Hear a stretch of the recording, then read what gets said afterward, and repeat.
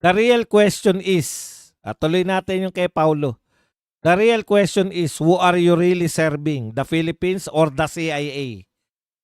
Kita mo? Tinatanong ka ngayon. Because if you're for the Filipino people, you won't be a hero in presscon. Then our ordinary people will be collateral damage. Correct. Tinatanong ka, kanino ka ba? Kanino ka ba naglilingkod? Sa mga Pilipino o sa CIA? Kasi kung sa Pilipino ka, hindi mo hahayaan na maging collateral damage sa mga Pilipino. Sa possible na tugisan, sa possible na banggaan ng US at China, hindi mo nanaisin na maging collateral damage lang tayong mga Pilipino. Ito pa, ang tanong ni Paulo Duterte, and while we're on the topic of national security, ask ko lang, do you see the real problem of our country today? Budget corruption, useless projects, and corruptions without fear. Alam mo ba ang problema natin ngayon, General Bronner? Corruption. Gumagawa ng mga useless project, flood control na hindi nakakakontrol ng pagkus, nakakapagpalala pa. Pagnanakaw ng walang takot. Yan ang problema ng Pilipinas, hindi yung threat ng China.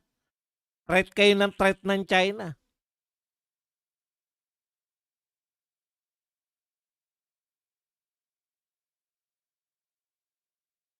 Ito po, don't lecture us, sabi ni Pulong.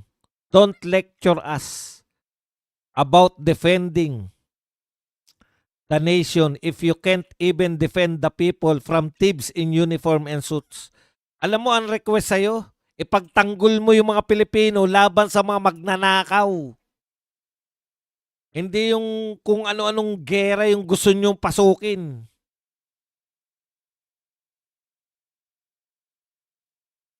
Yung laban sa pagnanakaw.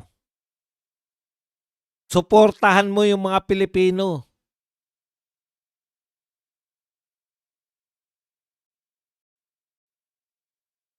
Tuloy natin, Congressman Pulong. Those generals in China caught robbing, firing squad, yung ending nila. Pina-firing squad doon sa China yung mga magnanakaw na mga generals. Here in the Philippines, promotion and press briefing are the prices. Kita nyo? Lahat ng mga kasabwat sa katiwalian, promotion at sangkatutak na press release, press briefing. Get your priorities clear, General. The Filipino people do not need someone who is trigger happy for another country.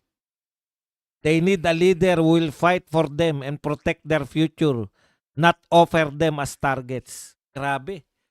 Hindi po namin kailangan yung mga leader na trigger happy para sa ibang bansa.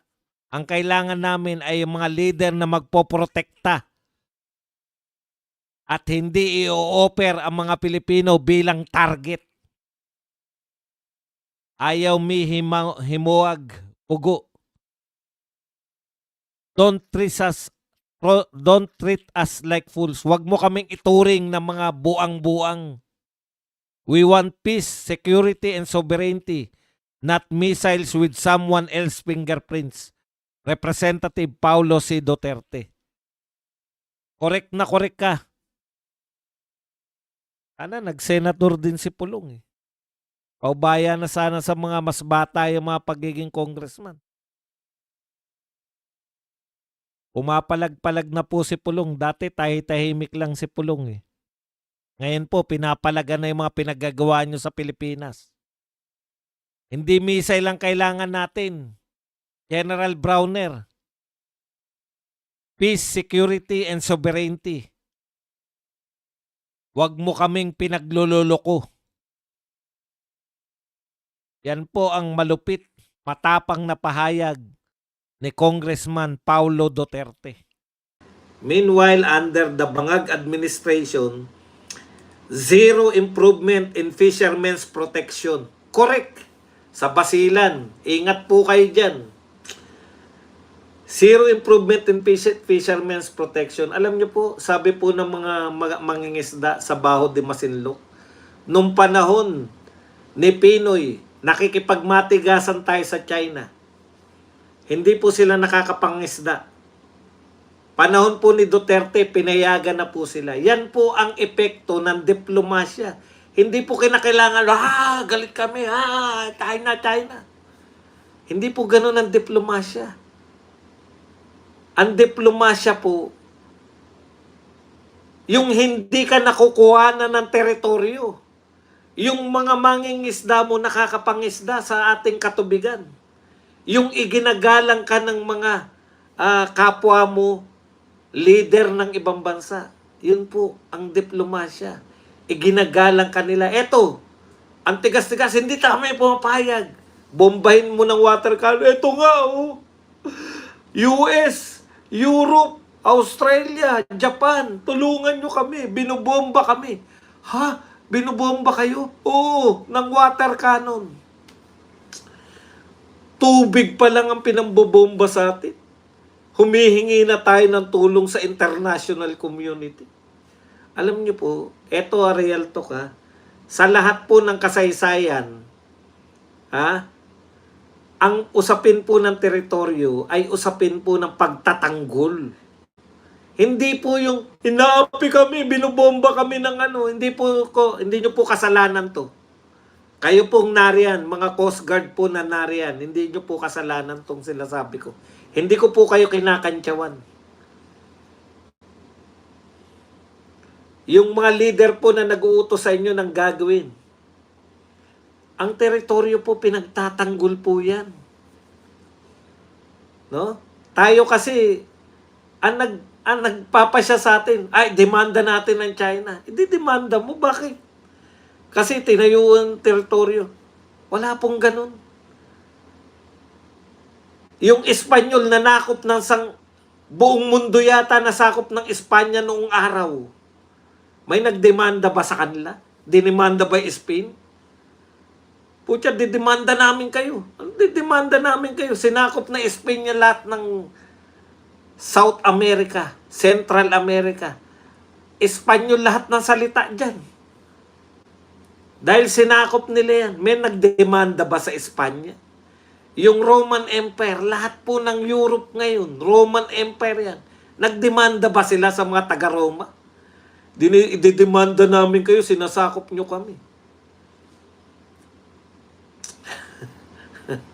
Yung Mongolian Empire, yung sinakop ni Kublai Khan nila Genghis Khan, yung buong Central Asia na yan. May nagdemanda ba sa Mongolia? Ang usapin po ng teritoryo ay usapin po na kaya mo bang ipagtanggol ang teritoryo mo. Kung hindi mo kayang ipagtanggol, wala kang karapatan maging bansa. Yan po ang usapin sa teritoryo. Tayo, ano tayo?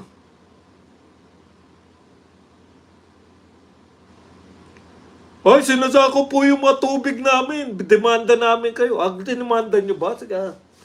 O sige, panalo kayo. By default. Hindi nagpakita, hindi demanda nyo. Panalo na kayo. Ay, panalo kami. Ano pinanalunan natin?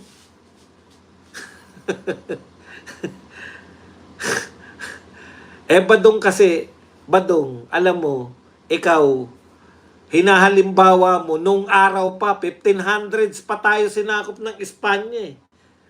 Wala pa yan, di pa uso yung mga international tribunal. Ngayon lang yung mga international na yan, kaya wala silang mapagsumbungan. Ganun ba? Ngayon ba pwede na magsumbong? Bakit yung Ukraine, sinakop ng Russia? Nilusob ng Russia. Ano ginawa ng Ukraine na nga pala? Lumaban. Lumaban sila, di ba? May nabalitaan ba kayong nagsumbong sa korte yung Ukraine? Sinakop po kami, Wala tayong magagawa. Ganyan po yan. Ito, inuutulang tayo ng mga tao sa yung gobyerno natin ngayon. noon, didemanda namin kayo. Puta, demanda, di magdemanda kayo. Hindi ko po minamaliit. Dapat pinaglalaban yan. Pero hindi to the point na ang panlaban na naman natin, ididemanda na naman natin ng China. Sige, tuloy natin. Meanwhile, under Bangag administration, zero improvement in fishermen protection. Zero clarity in foreign policy. Ano po ang foreign policy natin?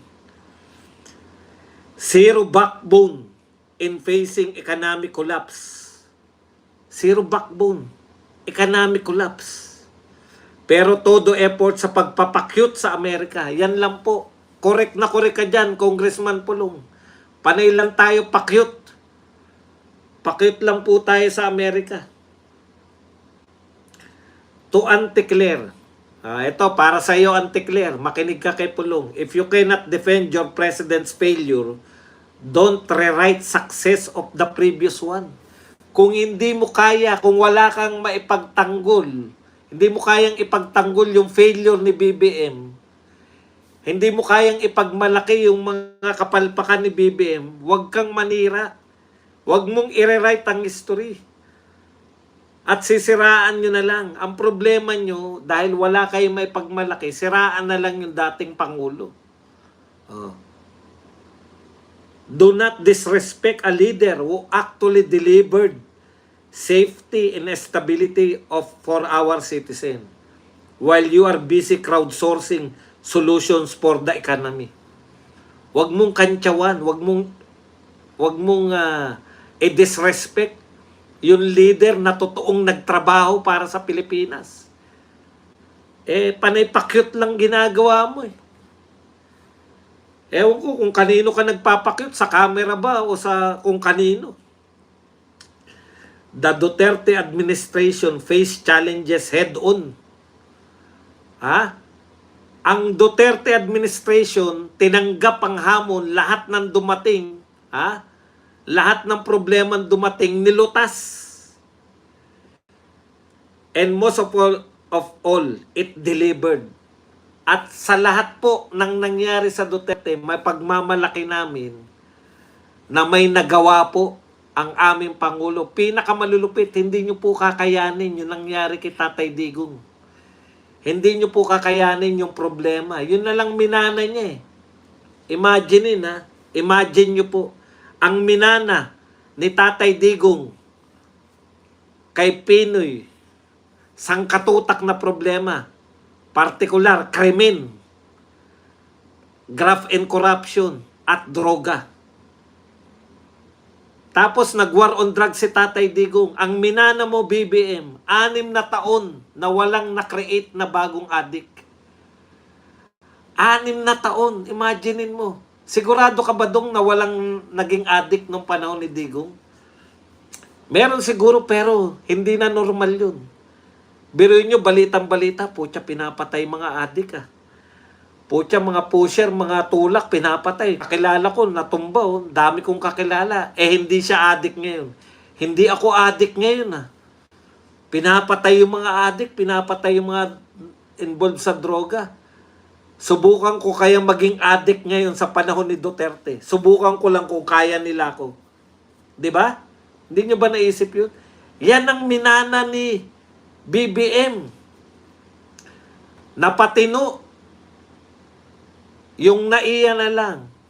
From worst, one of the worst airport, international airport, naging most improved airport ang naiya nung panahon ni Tatay Digong. Ngayon, balik na naman sa worst airport.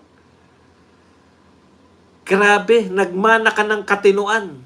Sinalaulan nyo. Yan ang katotohanan. Payapa ang kapaligiran nung panahon ni Tatay Digong. Ngayon, takot na naman uli. Ano sinasabi ng OFW? Alam nyo ba, bakit ang OFW? Bakit ang OFW ay bilib na bilib kay Tatay Digong? OFW na sila noon Hanggang ngayon Ngayon may kabanan naman sila. Panahon ni Tatay Digong, wala silang kakaba-kaba. Safe ang iniwan nilang pamilya. Ang problema lang nila, pag nagloko yung mister nila o nagloko yung misis nila, hindi na kontrolado ni Tatay Digong yun. Pero yung naglalakad sa gabi yung kanilang anak, naranasan ko yan panahon ni Pinoy. Estudyante pa lang tong aking panganay na anak. Dalaga. Nag-aaral sa Maynila panggabi. Anak, ang kabilin-bilinan ko sa kanya, wag na wag kang sasakay ng tricycle. Bumaba ka sa bus. Kahit na anong mangyari, pagbaba mo, naroon ako. Galing ako sa trabaho, mapupuyat ako, hintayin ko yung anak ko. Dahil takot ka na sumakay ng tricycle, takot ka na maglakad mag-isa. 'Di ba? Pero nawala po lahat ng agam-agam natin. Katahimikan po. Ang minana ni BBM kay Tatay Digong, katahimikan. Ang minana ni BBM, kapayapaan sa Mindanao. Oh, live ako. Live ako, Cristina del Rosario.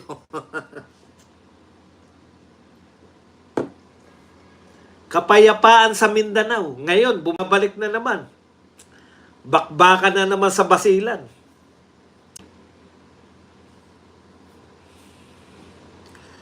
Your Bangag administration, on the other hand, is asking the people to save the president from his own incompetence.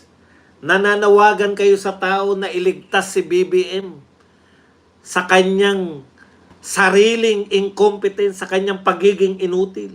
Next time you want to bring up the West Philippine Sea, start with the truth. Ito po ang panghuli ni Pulong Duterte. We build strength, you build excuses. Correct na correct ka dyan, Congressman Pulong. Ang mga Duterte nag-build ng lakas, strength. You build excuses. Lahat talaga.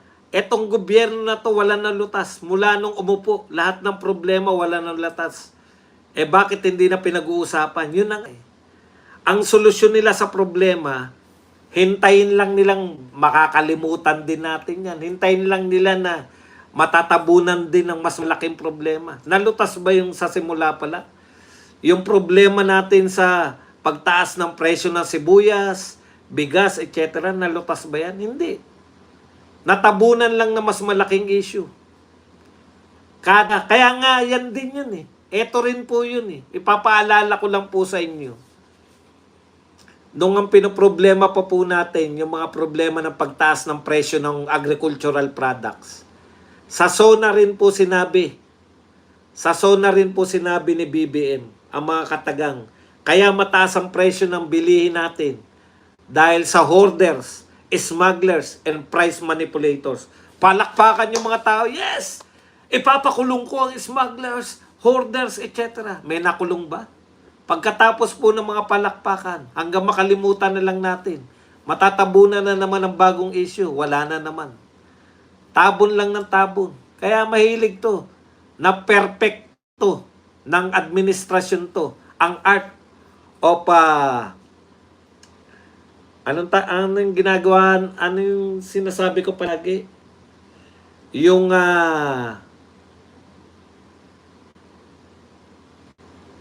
yung paglilihis. Ano sa English yun? Maganda yung paglilihis eh.